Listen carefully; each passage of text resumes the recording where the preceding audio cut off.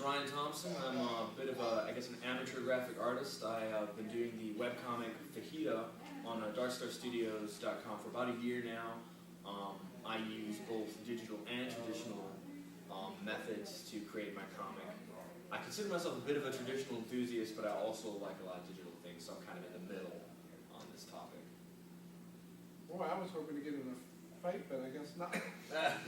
No, because I'm the same way. My name's Chris Flick. I do a comic strip called Capes and Babes. It's about a strip mall, a comic book shop, and one crazy werewolf. During the daylight hours, I'm a web designer.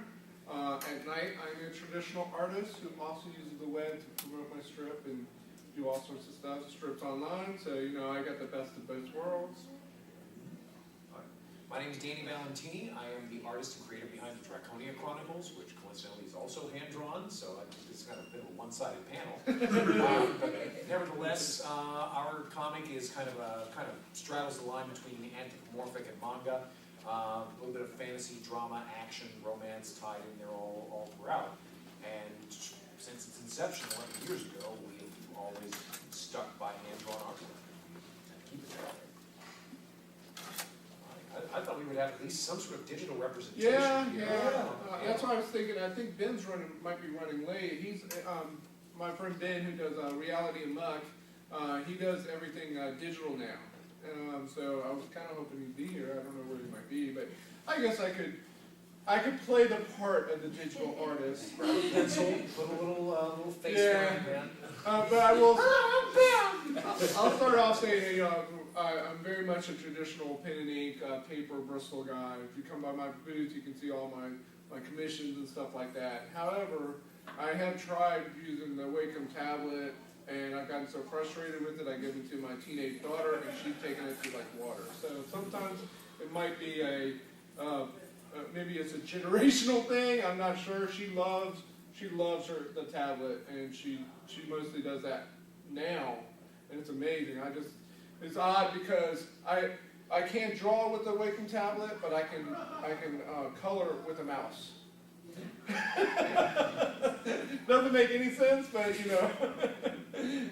I guess because I don't know how you guys do, but I'm a very loose, sketchy kind of guy, and it just doesn't translate well working on the Wacom, and I haven't got the money yet to buy the artist Porsche called a Cintiq, but I'm very sketchy, very loose. I like that. I don't know if I would ever lose that with the digital aspect. Part of it depends, I think, on which program you use to do that as well. There are some that are more friendly to kind of the sketchy nature. It also depends on what kind of tablet you use. The one I've got, I did not buy it. It was a hand-me-down. Another artist bought a nicer tablet, so it gave me his old one.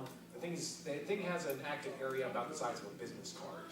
So it's not really effective for actually doodling on. If I tried drawing a straight line, there'd be like, occasional dips in there. So I wouldn't quite consider it being, suitable for just outright drawing. But apart from that, as far as coloring is concerned, yes, absolutely. It's much easier than trying to do it all with a mouse, especially the fine details. But I did it with a mouse for the longest time, which gave me a deep appreciation for what's involved with that. But as soon as I moved to the tablet, I like, screw the mouse. I'm never going back. I heard a great thing that dealing with the mouse is like drawing with a brick. Yeah, it's akin to that, yeah. Although I think a brick would probably be a bit more responsive on rotating training. So. Ben just walked in, so we're going to team up against you. What anyone tells you, 3 sushi rolls, spicy tuna for breakfast, not a good idea. Future reference that, Were they fresh or left over from last night? Well, yeah, don't want to waste Well, rolls. true, but, they've been sitting out for a while. Well, they're in the fridge. They're nice and cold. Well, okay, we'll give you a pass on this one. I think the spicy was the part. And then the 4 cups of hot. But Should I be moving like a little bit further away from you? Is there going to be a cloud? Ben, if you need help, I'll defend you because you're the only I'm the only digital artist here. So. well, the first 6 years of me trying to make a webcomic, I did traditional. But November, December last year, I finally felt that I had comfortable enough with working completely digital, just for the production turnaround time. And the crack that has me addicted to digital is that on my Wacom tablet, I can click this little button, and that brush stroke that was completely wrong goes away. And I can try it again, and no, that's not quite it either. Go away. So undo is what stuck me to the tablet. But I still love, when I was working traditional, and I still do it for other stuff, I was using dip pens with bristle. The feeling that you get with that nib pulling across the bristle and the ink laying down that nice black line, there's nothing like it. So now I'm looking at going to a hybrid system of doing my pencils in Photoshop, so I can undo until I'm blue in the face. And then using actual ink And to then go over those? I have a large format printer, so I can print Oh, 11 okay. by 17. Yeah. Print out, it can handle the bristle, so print out my pencils in as close to photo blue as I can. And I've played with those settings for a few days. Smart move. Or just only stock your printer with the blue ink cartridge, and that's it. Well, this one won't print for you. It's Okay. funny CMYK. But I print those pencils out, and now I'm trying to see if I can get something that I'm happy with, where I can go back to inking, and then after inking, then scan it back into the computer. So it may increase the time per comic, but I still get that tactile feel of the pen and ink. But then I have my undo button. True. So. Well, I think that tactile feeling is actually quite good, though, because, and it's exactly because of the undo button. I'm actually a very firm, I guess, anti-believer in whiteouts. I refuse to use any sort of correction fluid on my artwork. And so it teaches you to, I guess, think on your feet, for lack of a better term, when you're inking, because sooner or later you're going to screw up. Yes. And then the goal there is to try to find a way to incorporate that into the artwork. Yes. I found all sorts of creative ways to either redo a sketch, like, oh no, that was supposed to be behind, now it's in front. Oh well, it's in front now, and the sketch gets altered, or you find some way to camouflage it in there through like extensive cross-hatching or spot black or something like that.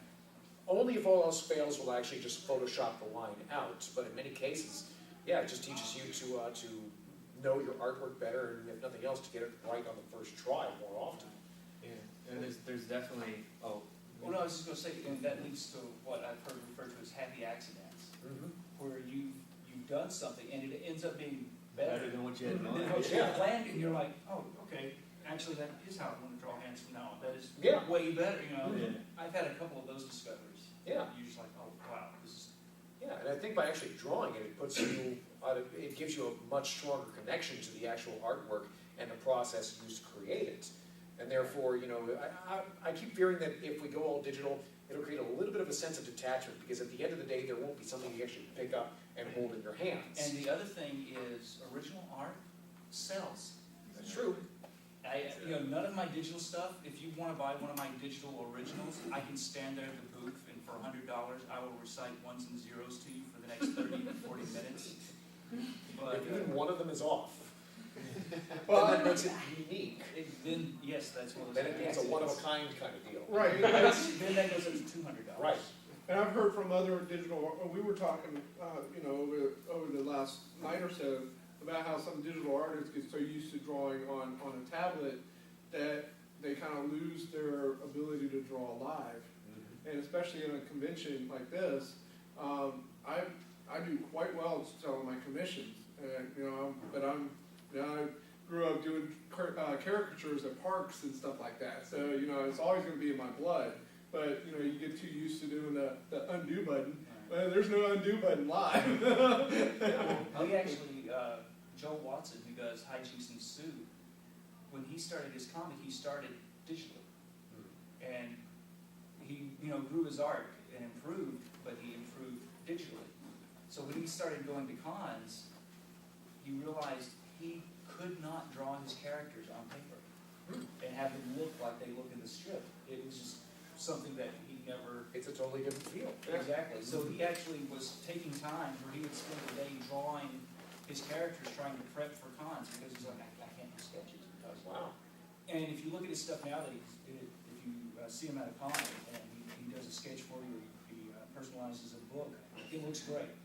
Well, good. But He was able to overcome that then. right, but it was just something that is like, oh, I've only done digital and I can't draw my own characters now. Right. Yeah, that's also part of my outlook is I don't want to lean too much towards either side, but really, the reason I do probably I'd say 70% of my work traditionally is partially because of that not just the sentimental feeling of actually having created something you can snuggle up with. Yeah, it's a warm fuzzy feeling at the end. Yeah, and you feel like you've done something because in a sense being able to hold something gives you a feeling of legitimacy. Yeah. That you just don't get digitally. That's not to say. I mean, the thing is, I've also seen some really amazing digital stuff, and that's why I like working digitally, and I do all my coloring digitally. I've never even tried doing it traditionally just because I suck so bad. Last time I did it was in 5th grade. So At the time, all you had available to you was like an 8-pack of Crayola markers. that's exactly what I used, and that's the only thing I'm good with.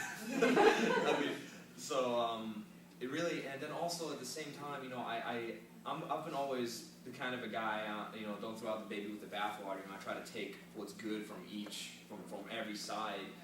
Try to evaluate it for its strengths and weaknesses, or really my strengths and weaknesses. Like I love a lot of manga art, particularly works that are very detailed. I'm going, the way these guys can pull it off, and it's all just all this has to be done in one take, And it's just, there's a mastery in it that I strive hard to achieve, but and I also try to avoid using whiteout and stuff like that. But let me tell you, I was just about getting ready to blush when we were talking about that because I've used a lot of whiteout in my day because I just at the same time having just a clean raw that has value to it, that's a really good thing, and it's always been kind of my philosophy that I really only want to create digitally what I can do by hand.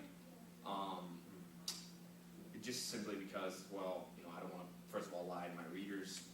That's what I feel like I'd be doing. But why is that lying to your readers? Why? Because if I can't do it, if I can't do what I say I do, or if I can do traditionally or by hand what I can do digitally, I personally would feel like I was cheating my readers. Same. But I'm trying to understand how are you your readers see an image? Because they see the image and they expect a certain thing, and then I don't, and I fail to deliver. But they see that image, and the next week you're going to give them another image. What else are you delivering to them that makes that cheating or a lie? Are you talking about sketches? No, I'm talking about sketches like in real life versus what's on the internet. Trying to replicate by hand what you would otherwise be doing digitally. But why is that? Because people walk up to you at cons and say, "Can you sketch this for me?" So I'm a completely digital artist. Oh. I haven't drawn really by hand since college. And as I'm thinking of starting a webcomic, my assumption is that I either need to invest 6 months in learning how to draw again, or to do things completely digitally. What's that? Yeah. And I know that both will help. Yeah.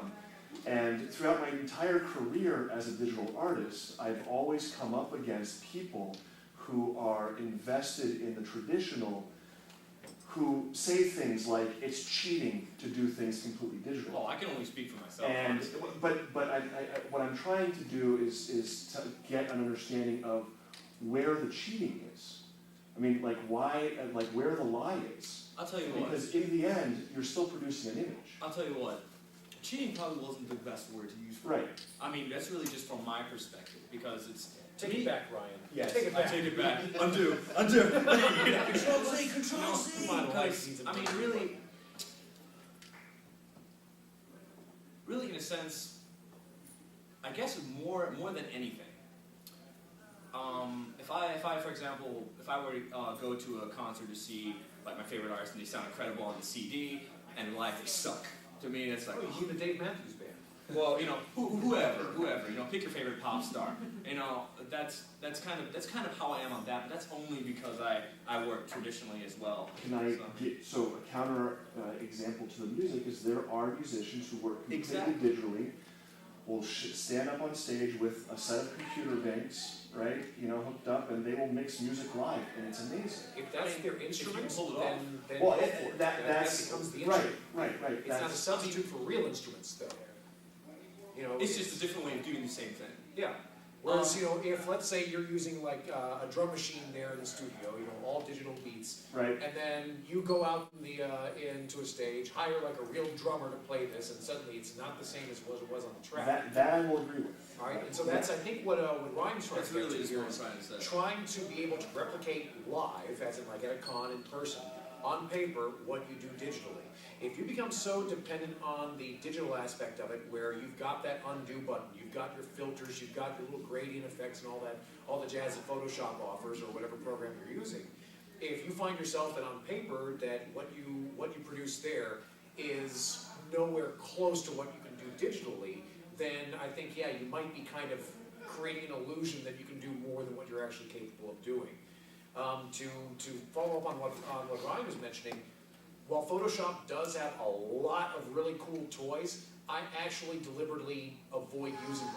Sure. The only things I really use there are going to be the paintbrush and the eraser tool, with a little help from the magic wand. Sure. That's it. It's got a lot of other stuff. I'm using just a fraction of it. The reason being is that I learned to color with originally colored pencils, then I moved to Prismacolor markers, and a lot of the techniques I employ with my digital color is just a replication of what I'm doing if I were doing this by hand. Absolutely.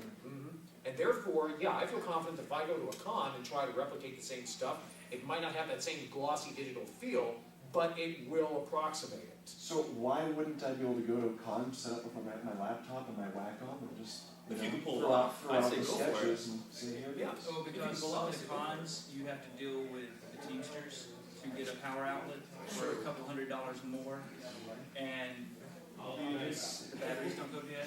Right. True. That's.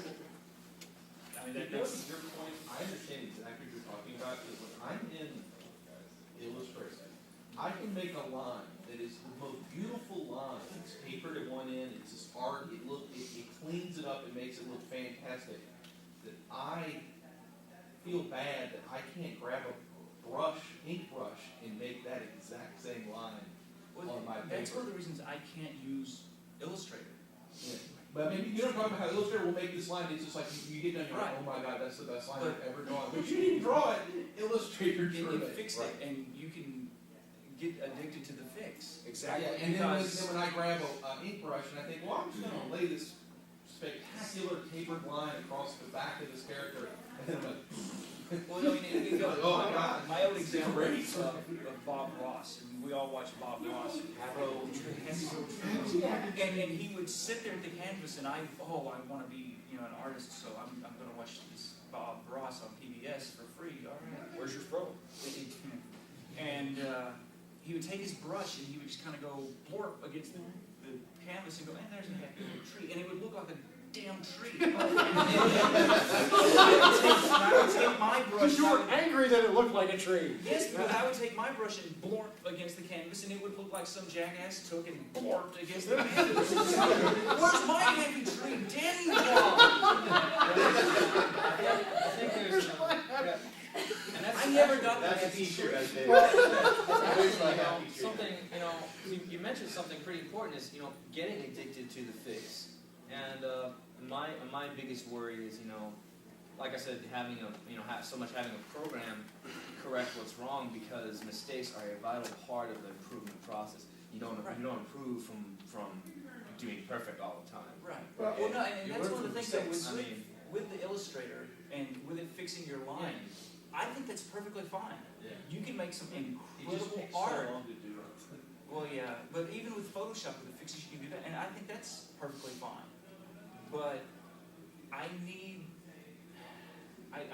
like the organic. I mean, I look at some of the art that's out there that's completely digital, like Scott Kurtz with his PvP stuff is making crazy smooth lines, but it's because he's completely digital when he's doing these. I mean, yeah, he can do it. He can make some great stuff, I guess, pen and ink, but I can watch him do these crazy smooth lines that I know I can't do with a brush or a pen, and there's an audience for that. People like that crisp, clean look. But then some people prefer that organic, you can feel that brush go across, and then the readers can actually, there's a difference that you can see. I'm gonna go back to your question. How many painters do we have in the room? How many of us paint? Okay? How many of us go out in the field and get the pulp and crush it and mix it up and do all the stuff that the Renaissance artists did? How many of us go to Utrecht or the art store and buy a tube of paint? Why? It's a tool. The computer is nothing but a tool. It's nothing but a fancy brush. Oh yeah, you're a tool. But the question is, the answer is it's snobbery. I mean, there's a lot of artists that will be snobs that say you're cheating because you're not actually drawing every single panel. Well, I'm sorry, but it's 1:30 in the morning. I'm not drawing this stupid panel that looks exactly like the first one when I have a program that can say duplicate, cut, and paste. Well, that's one of the things I've mentioned is I'm stupid with Photoshop. I'm all digital, but I don't know all. I'm constantly having someone go, oh yeah, just do Control, semicolon, up arrow, and it'll draw the panel for you. Why the hell? You're just now learning that? Exactly. So, I mean, most of the things, and like you said, the things you do in Photoshop are the things that you can do By hand. pretty much you've Yeah. transitioned. And that's kind of my thing, because if I do a complicated background that is going to be stationary for 3 panels, I may as well. I can cut and paste it in Photoshop, or I can draw it really good, really well, good and well. And then I will whip out the light box, flip on the light box, and do it that way. That's the same thing as the cutting and pasting. There's a chance It's very much, it's the same but thing. I'm still, or I can Photoshop it or photocopy it, literally cut and paste it back in. It's primarily really a matter of taste and not really a matter of skill. And a perfect example, the computer is really just a tool. It's more, and really, the value is more of what you put into it, because really, a computer can't make it look good, just like a certain tool can't make your art look good. It's really a matter of what you put into it, no matter what tool it is. And so, talent is there no matter what you use, or really, How many of us have seen a person go out and buy a $400 tennis racket and they can't play? Yeah. It doesn't matter. Same It's thing like with Brian golf. said, it's the same thing. Now, for me, speaking personally, when I was in art school, one thing I absolutely hated was cutting mats. Could not stand cutting mats, and I'd always get it wrong. Well, am I cheating if I go to Michael's and I get a cut mat? It's the process is there. When I do my strip, I'm not gonna ink my lines, my borders. I save that for Photoshop because I can get a nice, crisp, clean line. Everything else is hand drawn, but why am I gonna sit there and accidentally, if I mess up, I have to take the white out? Well, I don't want to do that. I just leave my borders and pencils. When I scan it in, I just do my lines and hit the shift key, and zoop, I got a nice straight line, a nice clean, nice crisp line. That's the thing. Am I cheating? I don't think so. I'm using the tool. Okay, it's only been maybe 2 months that I knew the shift drag thing in Photoshop. But I literally had a T-square on my Wacom going, okay, wait a minute, is that right? No. A T-square? A T-square, yes. And then one of my artist friends says, you're mentally challenged. That's the politically correct term. Don't you think Photoshop maybe thought you would need a straight line? And just possibly added a tool in there that you could just, watch, here, hold this, and I'll make your line. Oh, jeez. Choir of angels. Oh, yeah, pretty much. It was like, oh, okay, I'm stupid. I just have a quick question about or suggestion about the Wacom use. Yes. Have you tried taping paper over the No, Wacom actually, tablet? Vellum My looks tablet's great. not big enough. What's But that? It's a good concept. No, I have You need one of the larger I have format the Wacom tablets. 3, the 9x12, I think. Right. It's a nice Yep. size. And I've actually started putting a piece of, just, ripped out of my Right. notepad, put that down just for the feel. Yeah, and Yeah, I have I know felt a lot of artists who've made the step to the Wacom have found that it makes a huge difference in One their problem with ability to that draw on it. is be prepared to buy replacement nibs, because it will wear out the nib a lot faster, I'm finding. If you run it on paper? If you're running it on paper, because the Wacom itself is smooth, but the paper, you have some truth to it. Right. And so, you know, basically, you're rubbing your stylus against. Just sandpaper. stick it in the pencil sharpener. Unless you deal with like a slick marker paper. Yeah, that might actually, yeah. But I think going back to your question about cons, the only thing I think would hurt you would be Not being I don't able to think sell print. original artwork. Yeah, I don't think. Yeah. But you can bring your printer along and you can do those sort of things. But I don't think people are going to be willing to spend as much on a print Sure. as Yeah. they are on original art. But And the other thing is, when you sell your original art for $200, whatever, for a nice, beautiful strip that was hand-drawn originally, you've sold it, it's gone. it's gone. Now, if you want to buy a print of You one know, of my that's why I have strips for this.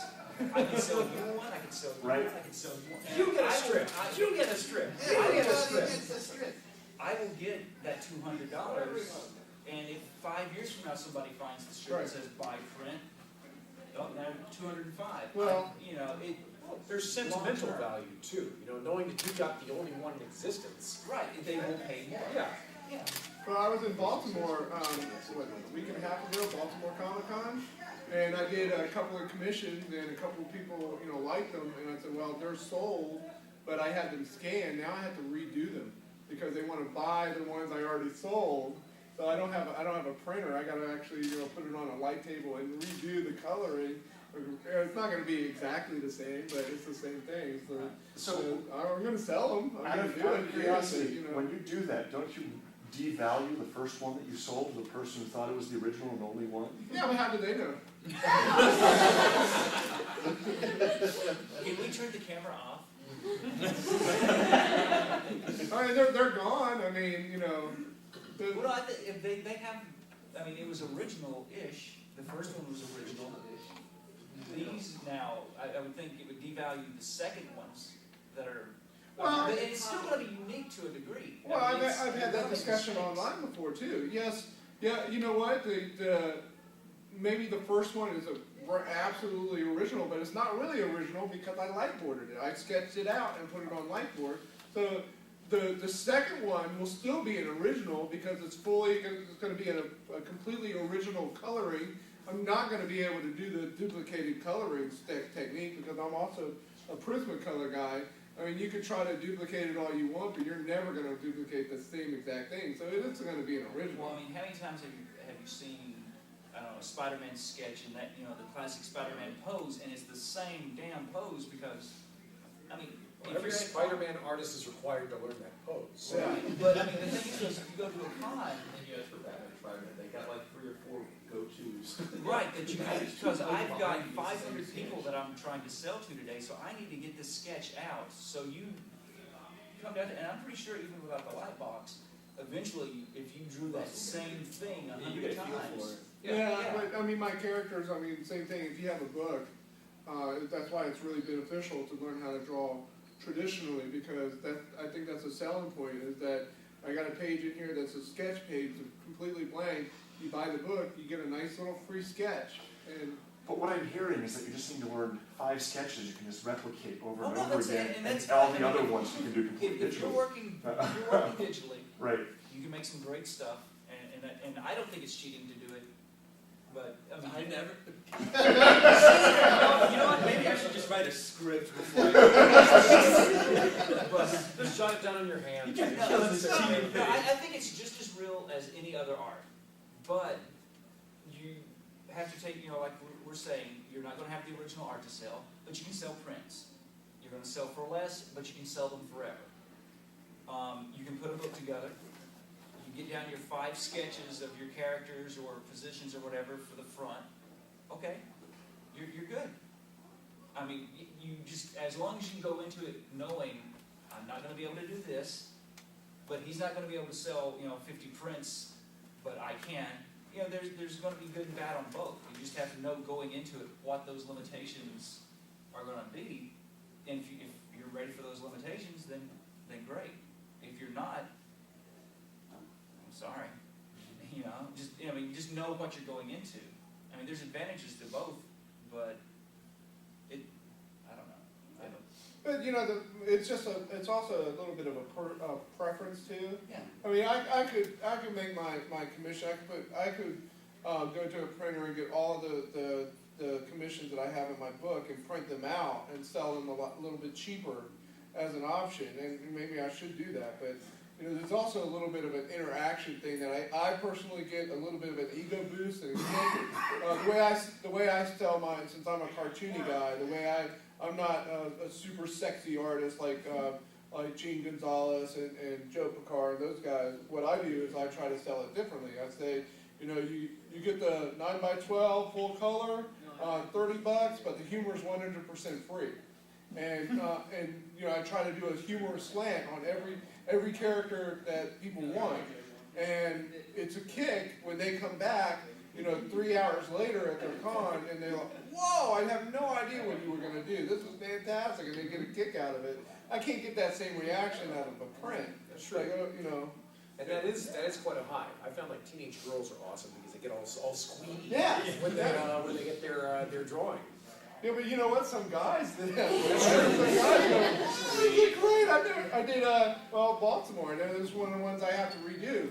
A guy bought it online in advance. He wanted this is what he told me. He wanted a Jean Grey, Jim Lee 1990s version in her costume. And I had no idea what I was going to, and his stipulation was I couldn't make a joke about death, because he had seen so many Jean Grey deaths. And I said, well, you know, that's the joke. And so I convinced him, and this was a lot of hard work on my part, but I came back and said, I have a great joke for you. It's death related, but in order to get around that, I'll put 3 more characters into your commission for free if you let me do this joke. And he said, what's the joke? And I said, I'm going to do Lady Death, Vertigo Death, and Gwen Stacy. And Jean Grey's going to be in the middle, and I called it Death in the City. And I duplicate a chain. Yeah, but I duplicate, well, you know, cheating, how a digital artist and a traditional, you know, combining all the elements. I went online, I blew up the Sex and the City poster, found the font that matched it very similar, matched it and everything, put it on a light table and traced it, you know, so I could have everything digital. Absolutely loved it. And that was another one that I have to redo, and I was like, here you go. I love this one so much, but you know, it was a fantastic piece, and I don't say that a lot. A lot of my stuff is just cartoony. I fly it out the door, but that was a nice piece. I'm like, oh, you are getting a bargain for this one. You are getting an absolute bargain. But you know, it's one of those things, you know. But you had fun doing it. Hmm? You had fun doing it. Oh, I had an absolute blast doing it. Heroes, Ed was with me at Heroes, had a guy who wanted a Green Lantern commission, but his stipulation was he wanted in the old Robin Hood animated bear fox, remember that one? Disney, yeah. Again, did a fantastic rendition of the bear as a Green Lantern, inked it all in black, fantastic piece. Here you go. Oh! But, you know, it's one of those things. That I do take digital pictures of it, but it's, you know, the digital would never replicate it a lot. But you know, Well, that's what you're talking about. One of the things when I was working here, traditional, is I still have all of my originals, because that is one of my hang-ups. Is I work 30 hours on getting this thing just, you know, this is mine. You can't. You know, and I see guys selling it, so I was saying that's one of the advantages. You can sell it, unless you have some kind of psychological hang-up. It's like, these are my babies. It could also, yeah, if it's from a comic standpoint, then the reason I don't sell mine is because then I'd have a hole in my collection. Yeah, that's my reason too. Yeah. I have the whole set. Yeah, Well, I mean, I've got all 213 pages sitting on a bookshelf at home. well, I mean, I don't want to skip one. with Spike from Templar, Arizona, I've heard several people who've been to her apartment. She has like this huge bookshelf that is full of every original for the entire run of Templar, Arizona. That she, you know, and she actually considered. I guess there was some mix-up with the con, and the only way that she was actually going to make the con worth it, because her books weren't going to be ready, would be to sell the originals. And she ended up not going because it's like, you know, and it's like you've got. I mean, at least get insurance. I don't know. I think you can put too much of it. I mean, again, being a graphic artist, being traditional, you know, I've designed so many things that they fly out the window. I just don't.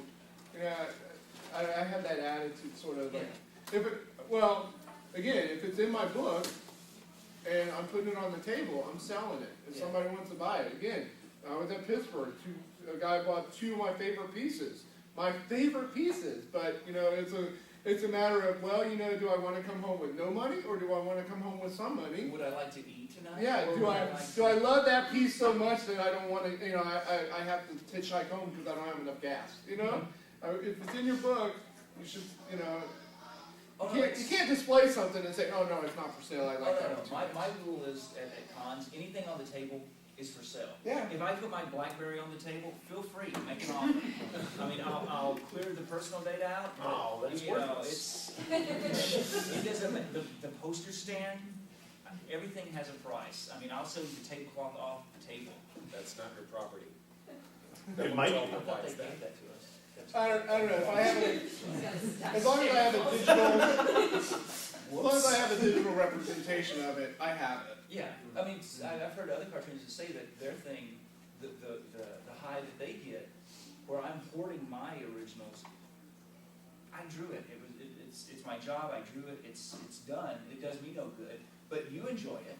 You liked it enough that you're willing to switch dollars for Bristol with me. So obviously you care about something in the strip spoke to you. So now you're getting to enjoy it. So I, as an artist, I should say, hey, this guy likes it. So now it makes him happy to hear it. But I guess, you know, from my standpoint, doing caricatures at an amusement park, I've done some fantastic caricatures at an amusement park, but I had to give it up. I mean, it's like, you know, you paid money for it, and I'm just providing a service. It makes them happy. Yeah, and yeah. You're happy to eat. Yeah. And if nothing else, you've got this happy little memory of the euphoria Yeah. that it I created. made Yeah. somebody happy. I have And then this. you get to try to do it I again. don't need the strip, and I guess as I'm getting older, I'm getting more frustrated by not having room in my little office space. Like, I got these strips, I gotta get rid of them somehow. Now, I don't wanna destroy them.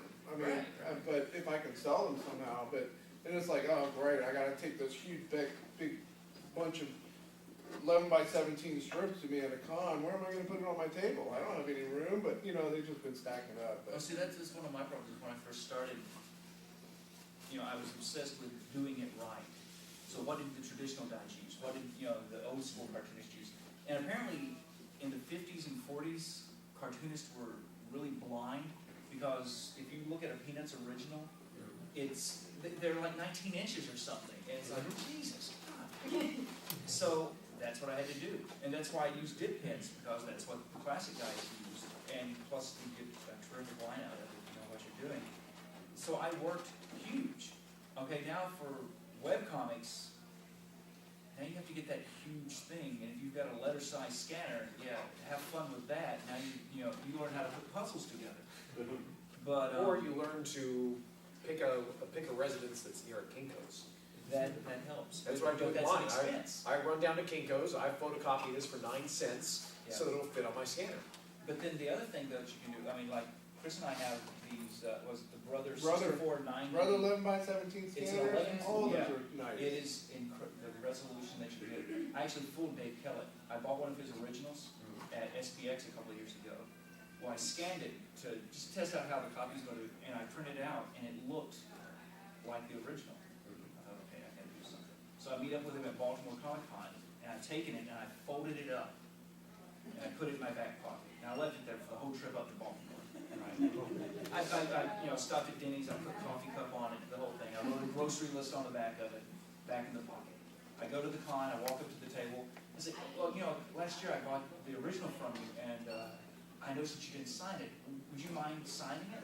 He said, no, it'd be no problem. So I reached in my back pocket, I started unfolding this, I'm like, yeah, just didn't put it on the bottom there. The man turns white, and Brad Geiger's with him and actually has to hold his arm because he's like, you know, because it was that good of quality. So you can get some great prints on these things. Wow. But, sorry for the tangent, but, That's all right. apparently artists get really touchy about the originals. Yeah, I will sell you the original if you promise to treat it like your It's life a piece depended of on it. art. And there's definitely, and that's definitely the upside to being able to sell originals and stuff like that at a lot of conventions. It's not unusual for people to request me to draw them or their friends or whatever. They say, oh yeah, your stuff is cute, yeah, draw me. So yeah, for $5, sure. So Draw me a Spider-Man with Gwen Stacy and Lady Death. And at that point, I'm like, can it be chibis or something? Gwen Stacy needs a neck brace, just to let you know. We have, I was going to say, do we have any questions? We just saw a hand come up right there. You, sir. On the digital stuff, do you repurpose artwork now that you work full digital? I think by law, I need to put that little triangle with the arrows on my website because yes, I recycle art. Because if I draw like some of the backgrounds, settings, if I'm going to do a shot that's establishing shot where my characters hang out at a sushi place, I've drawn the street. I've got the the setting that this is Main Street where they live, and here's the sushi place. Jesus, how many look at sitcoms. How many times did you get the exterior shot of the Friends apartment building or Jerry Seinfeld's apartment? It is the same freaking shot, the same establishing shot. Maybe it's zoomed out a little bit, maybe it's zoomed in a little. But they didn't go and film that each episode. So I see no problem with that. And if I was still working, even when I did work digitally, traditionally, I was light boxing. I had several backgrounds and several establishing shots that I was going to use, 3 or 4 times a month. I'm not redrawing that because I got it wrong, or So, but at the same time, I change it. Like maybe there's 2 cars parked out front today. All right, well those because it used to bug me on the old Wonder Woman series when I was a kid. Is the same lady with a purse and a flower in her hat was walking by the war department every damn day. I was convinced she was a Nazi spy. Why else is she going there? That's why you're an artist, you notice it. That's true. We do notice these things. And actually, tying it back to digital art, that's one of the things that often kind of irks me. Is when I see like the same drawing appear in panel after panel after panel, and I have to stop and look at it closely and try to find some variation between one and the next. But I don't find one, I figure, oh, nice, you drew it once, and then you just cut and pasted it over and over. I move a guy. That's If good. I put a guy in, just so you get that sense of if it's the same exterior shot, but each panel, it's sequential art, so it's a sequence. So the guy's not just going to be in the same walking pose, and he's got to, so okay, just to show time is moving, move the guy.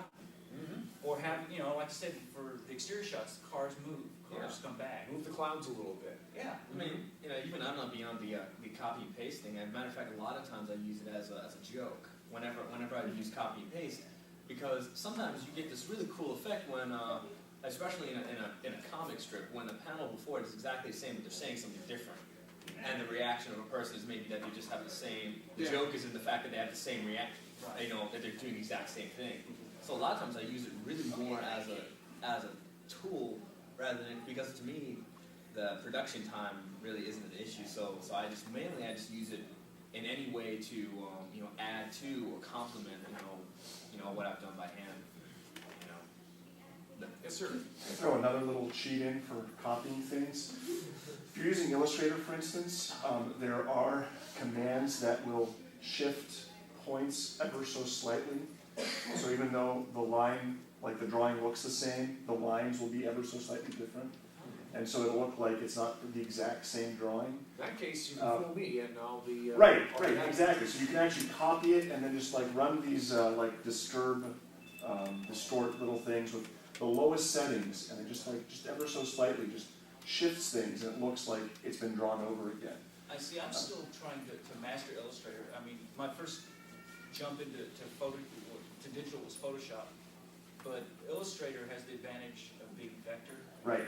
And oh my God, the file size difference, because some of my original, I do Gag a Day 3 or 4 panel, and I get some huge file sizes, and like 18,000 layers where it's like, okay, this, sure. And vector, when I made a few test runs with it, and it looks like crap, but it was small crap, and then you can export it. You can, okay, I need it at 800 pixels wide, or hey, Right. I hit the jackpot and somebody wants it billboard size, no problem, export, you know, as big as you want. So that's a huge advantage on that, where if you scan this in and it's not the right resolution, you know, if you got a good resolution for online, but you didn't scan it in high enough for the book, or you didn't scan it, so now you're back to scanning it in. But that purely black and white drawing scanned in, brought into Illustrator, you can use the trace commands, Yeah. and it'll produce something that then is scalable,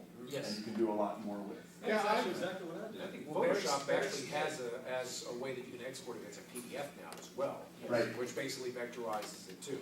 That's the giant banner that I have there behind my table in the artist alley. The original raster version of it is about close to a gigabyte in size. Yes. Whereas when I knocked it down to a PDF file, I think it came down to, it's still a pretty hefty file, but a fraction of what the original is. And yet, you look at it and it has the exact same clarity and even the same little nuances in the line work that were there in the original drawing. So it can be done. And going to Illustrator, you know, I'm pretty comfortable with Illustrator, but it sort of goes, and I know you can do all that stuff. You can also do it in Flash too. You can break it up and just move parts around. But again, it's sort of, for me, it's the same reason why I just sort of gave my tablet to my daughter, is that, you know, I could do all of that stuff. It would take, for me, it would take time to cut it out, to trace the line. By the time I got done with that, I could have had it all drawn and inked at the same amount of time and had it scanned in. So for me, it's all about speed and, you know, stuff So like I can that. actually go faster digital than I can go And traditional. not me. I Well, mean, it's just well, it's what you're used to though. well, that's the reason why I used to I used to do all my lettering digitally in Illustrator, and I used to do all my balloons in Illustrator. And I found that I tell people this all the time that they don't believe me, that when I decided to make the conscious decision to hand letter everything, my productivity shot straight up, because what was happening was, one, I wasn't always writing the script out first, and I was always typing in Illustrator, and I would delete, retype, delete, retype. And then the other thing was, I was never happy with the balloons, and I was always using the curves, and I could never get a curve right. I was always redoing the same damn word balloon over and over and over again. Where, you know, with my personal, with hand lettering, it doesn't look as clean, but what I'm finding out, my joy was that as I kept doing it, and I knew consciously as a graphic artist I was going to struggle with this, but I really had to commit myself. I thought my word balloons had almost become very stylized, just like an artist's line, and I'm really liking what I'm doing with my word balloons. They're very unique, they're very creative, and stuff like that.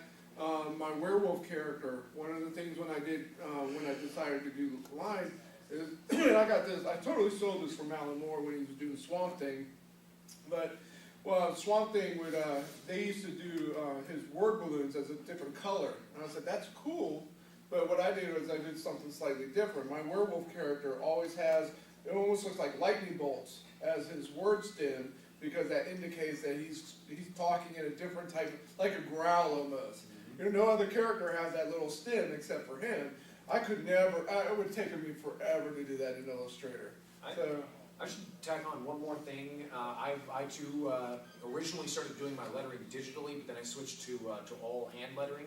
And part of the reason for that is actually the work I do is often pretty detailed, and the thing is, I was tired of having to draw in all these portions of the drawing, only to have them covered up by word balloons and sound effects. So I figured I'm going to go ahead and put those in from the get-go, that way I don't have to draw those portions, which might otherwise contain some pretty cool stuff that I wanted to show off, but damn it, there's a word balloon there. Yeah. And you have a whole original. That's true. Where, you know, like my originals, when I was doing traditional, I still did the digital lettering. So I have 4 panels of people just standing there. Yeah. Because there's nothing. That's how sound effects. my work looked like for a while.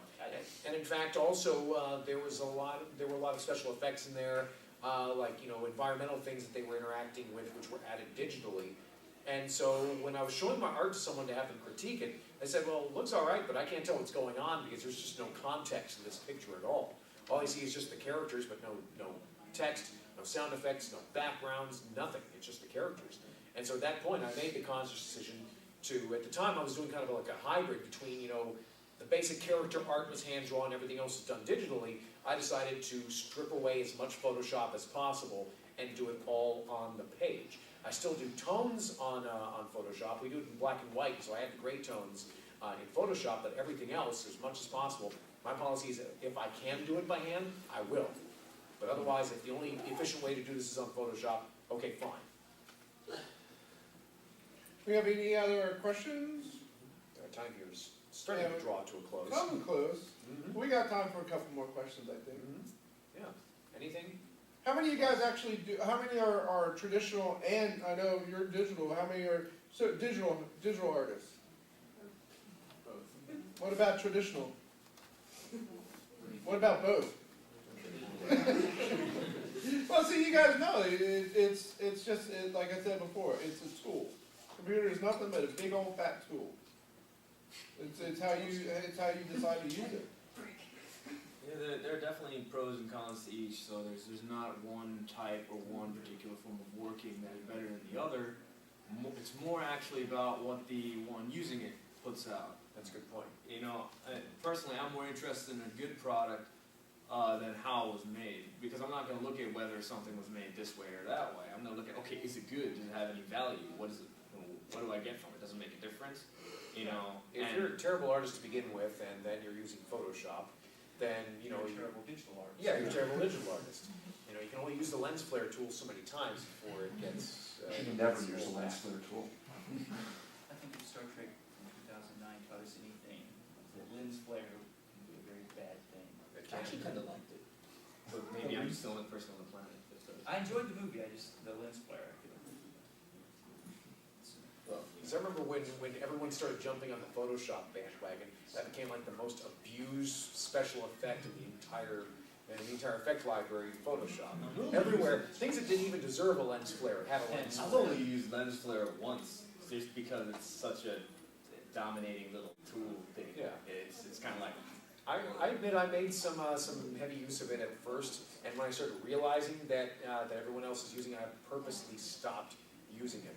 And so the thing is that I actually created a lot of special effects myself rather than using filters for them. And then people ask like, oh my God, where'd you get that filter? I didn't, I made that myself. Oh my God! So yeah, it is a tool, but the thing is what you can do with that tool. If you want to go with all the built-in special effects in Photoshop and Illustrator and all the others already have, then so can everybody else. They start almost becoming a parody of themselves after a while.